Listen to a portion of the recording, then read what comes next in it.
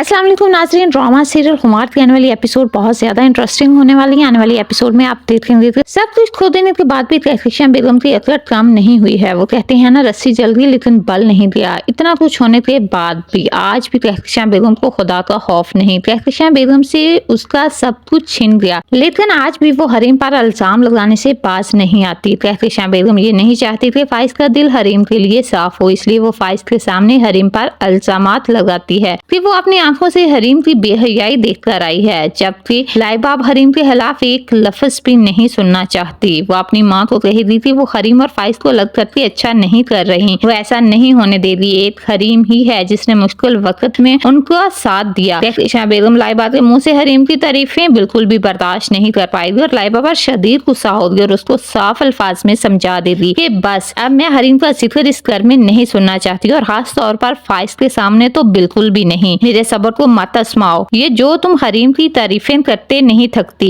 तुम्हें लोगों की पहचान कहाँ है? ये मिडिल क्लास लोग बहुत दोगले होते हैं, तुम इनको नहीं समझ सकती, इसलिए अब मैं तुम्हें हरीम से कॉल करते भी ना सुनो। लाइबा अपनी माँ को कह दी कि वो बहुत ज्यादा एहसान फरामोश है, लेकिन जल्द तहकीशियां बेगम अपनी ही लगाई हुई आग में जल जाएंगी। तो दूसरी तरफ नासिर तो अपने अंजाम को पहुंच चुका है। ना सिर्फ हुस्ना बल्कि नासिर की माँ भी उसकी हकीकत जानकर उसको अकेला छोड़ देंगी। ट्यूमर बनने की वजह से डॉक्टर नासिर की टांग तो काट देंगे, लेकिन फिर भी ट्यूमर कंट्रोल नहीं हो पाएगा। ट्यूमर का जहर पूरे जिस्म में फैल जाएगा। इस मुश्किल वक्त में नासिर की बीवी उसका साथ बिल्कुल भी नहीं दे रही। जब से हुस्ना को नासिर की हकीकत पता चली है, उसको नासिर के साथ से भी घिन आती है, लेकिन वो नासिर से इस धोखे की कीमत सूद समेत वसूल करेगी। वो बहुत चालाकी के साथ नासिर का घर भी अपने नाम करवा लेगी और नासिर को उसी के घर से चलता करेगी। अब नासिर के पास कुछ नहीं बचता। हो सकता है नासिर को ड्रामे के आखिर में भीख मांगता भी दिखाया जाए। तो नाजरीन, आपको क्या लगता है नासिर का अंजाम क्या होना चाहिए? कमेंट सेक्शन में कमेंट करके जरूर बताइएगा।